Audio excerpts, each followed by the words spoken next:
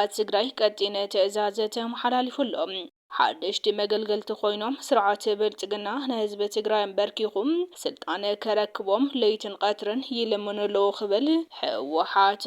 መልሲ ይበሎም ህወሓት TPF ፖለቲካዊ ኣፈላላይ በሰላማዊ መንገዲ ክንፈትሕ ናብ ዓድኹም እተው ኢሉ ተማሕፂኖም በሰንኪ ዝኸፍአ ሕፅረት ምግብን ስእነት ቀረብ መድሓኒትን ንከቢድ ስቃይን ሞትን ይቃልዑ ከም ዘለዉ ተፈሊጦም ሓይልታት ፋኖ ኣብ ልዕሊ ሰራዊት ምክልኻል ብልጽግና መጥቃዕቲ ብምፍጻም ልዕሊ 22 ወታደራት ከም ዝቀተሉ ፈሊጦም ናይ ዝብሉን ካልኦት ሓደሽቲ ሓበሬታታት ሒዝናልኩም ቀሪብና ኣለና በቀዳምነት ህወሓት ንመላእ ትግራይ ትእዛዝ ኣመሓላሊፉሎም ክልተ ተረርቲ ውሳነታት ድማ ሓሊፎም ህወሓት ክልተ ተረርቲ ውሳነታት ዝሕለፈ ኮይኖም እቶም ውሳነታት ድማ ኣካል ምድላው እቲ ኩናት ምዃኑ ይዝረበሎም እቲ ጉጅለም ኣዋጅ ህፁፅ እዋን ንምእዋጅ ይሸባሸበ ከም ዘሎ ተሰሚዑ ኣብያተ ትምህርቲ ኣብ ውሽጢ 20 መዓልቲ ሙሉእ ክዕፀዋ ተወሲኑ ከም ዘሎ ይፍለጥ እዮም እዚ ብቅፅበት ኣብያተ ትምህርቲ ክዕፀዋ ዝወሰነ ውሳነ እቲ ጉጅለ ኣብ ወርሒ ሰነ ኩናት ንምጅማር ዝሓንፀጾ መደብ ስዒብ እዮም ንኩናት ትዳለው ከም ዘላ ዝነገረላ ህወሓት ኣብ ክልል ትግራይ ካብቲ ንቡር ቀልጢፋ ቤት ትምህርቲ ክትዓጽው ወሲና ኣላ ልዑል ስጋት ኩናት ኣብ ዝህልወሉ እዋን ኣብያተ ትምህርቲ ብቅፅበት ፈቲነን ተምሃሮን ከፋንዋ ይግባእ ዝብል ጽኑዕ መጠንቀቕታ ከም ዝበጽሖም ድማ ይዝረበሎም ቀድመ 30 ጉንበት ኣብያተ ትምህርቲ ንምዝዛም በቤት ጽሕፈት ትምህርቲ ክልል ዝተፈረመ ደብዳቤ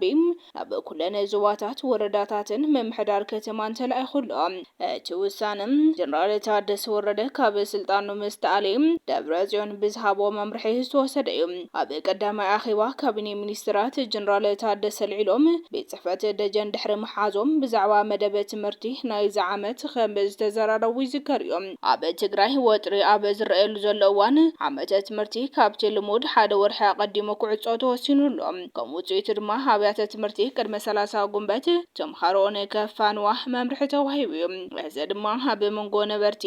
ዓብይ ስጋት ኣስዒቡሎም ኣብያተ ትምህርቲ ብመሰረት ዝተሃወን መምርሒ ንተምሃሮን ካብ ስሩዕ መደብ ወጻኢ ፈተና ብምሃብ ን30 ጉንበት ክዓጽዋ ይሸዋሸዋሉ መብዛሕትአን ኣብያተ ትምህርቲ ካብ ዝመጽእ ሰሙን ንዓመት ፈተና ተምሃሮ ንምሃብ ምድላዊ ገብራ ከም ዘለዎም እቲ ዝረኸብናይ ሓበሬታ የመላኽት ህወሓት በመሰረት ስምምዕነት ፕሪቶሪያ ኣብ ዝተፈላለዩ ከባቢታት ሓይልታቱ ይክብ ከም ዘሎን ነቶም ዕጥቂ ፈትሑ ዘፋነዎም ተዋጋእቲ እውን ኣብ ገለ ከባቢታት ክምለሱን መናእሰያት ድማ ብሓይሊ ናብ ወታደራዊ ታዕሊም ይኣትዉ ከም ዘለዉ ዝወፀ ሓበሬታ የመላኽት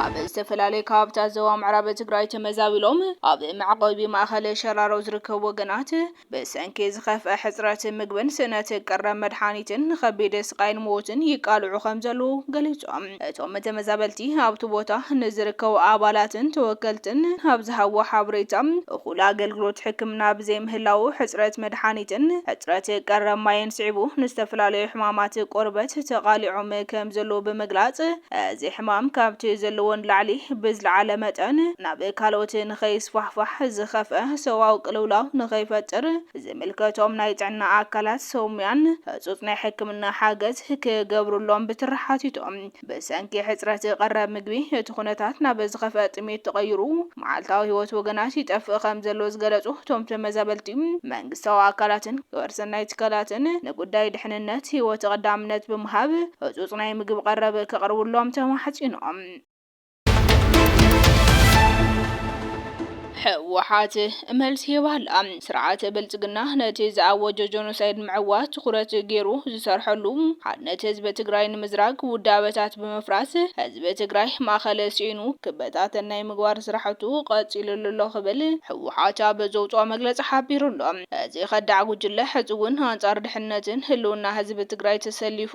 መሳርሒ ኩሎም ፀላእቲ ኮይኑ ምኽዳም ይቀፅለሉ ኣሎ ኢሎም ኣባላት ጉጅለ ክሕደት ነቲ ዋሓስ ህዝብና ዝኾነ ዝኾነ ሰራዊት ትግራይ ንመፍራስ ዝፍሕስዎ ዝነበረ ሽርሕታት ሕዚ ኣብ ኣደባባይ የንየትሉ ዝበለ ህወሓት ላዕላውነት ትግራይ ከይረጋገጽ ጥራሕ ዘይኮነ ሰሕሊፍካ ንምሃብ ዝፈጸምዎ ብሄራዊ ክሕደት ሕዚ እውን ይቕጽሉ ኣለዉ ዝበለ ህወሓት ሓደሽቲ መገልገልቲ ኮይኖም ስርዓተ ብልጽግና ንህዝቢ ትግራይ በርኪኹም ስልጣን ከረክቦም ለይትን ቀትረን ይለምነለው ኢሎም ግን ድማ ይትረፍ ሕዚ ህዝቢ ትግራይ መቃለስ ማእኸሉ ኣብ ዝመለሰሉ ትማሊ ኩሉ ተቆጻጺሮም ኣብ ዝነበረሉ እዋን እውን እንትኾነ ብኸዳዓት ከይተሰኮነ ተናቢቡ ታሪክ ሰሪሑ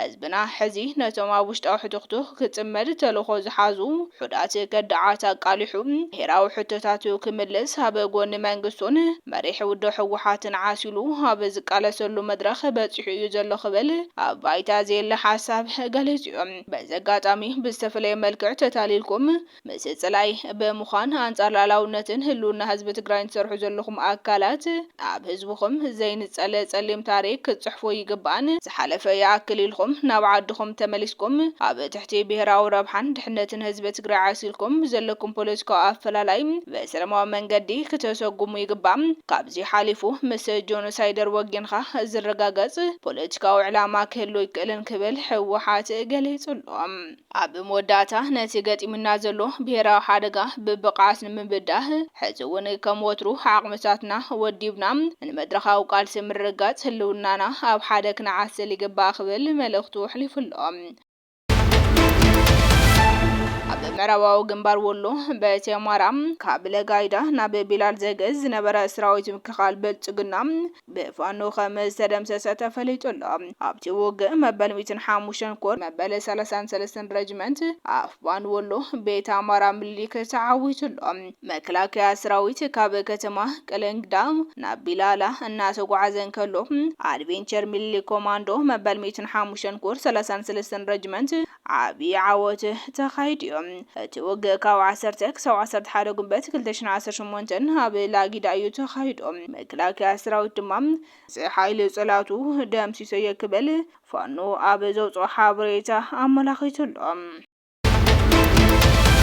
ኣብ መወዳእታ ሰራዊት ሱዳን ኣብ ደቡብ ኢትዮጵያ ክልተ ተወሳኺ ስትራቴጂካዊ ቦታታት ተቆጻጺሮም። ሰራዊት ሱዳን ኣብ ክፍለ ሃገር ብሉ ናይል ጥቃ ደቡብ ኢትዮጵያ ዝርከባ ክልተ ተወሳኺ ስትራቴጂካዊ ቦታታት ዳግማይ ኣብ ትሕቲ ቁጽጽሩ ከም ዘእተወ ገሊጾም። ሰራዊት ሱዳን ነዚ ዓወት ዝረኸበ ምስ ሓይልታት ቁልጡፍ ደገፍ RSF ንዓብደልአዚዝ ኣልሂሉ ዝምራሕ ምንቅስቓስ ሓርነት ብሱዳን ሰሜንን ልዕሊ ሒደት መዓልታት ዝቐጸለ ብርቱዕ ውግእ ድሕሪ ምክያድ እዮም። ብመሰረት ጸብጻብ ሱዳን ትሪቡን መበል 4 ክፍለ ጦር ሰራዊት ሱዳን ምስ መሻርክቱ ብምዃን ምስ RSF ንኣዛዚ ጆሴፍ ቱካ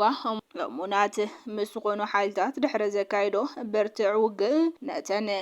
ከረን ድኳን ዝተባሃላ ከባብታት ዳግማይ ተቆጻጺርዎን ኣለዎም። ኣብቲ ውግእ ኣብ ልዕሊ ተጻረርቲ ሓይልታት ልዑል ናይ ሰብን ወታደራዊ መሳርሕታትን ክሳራ ከም ዝበጽሐ ድማ እቲ ሰራዊት ሓቢሩ ኣሎ።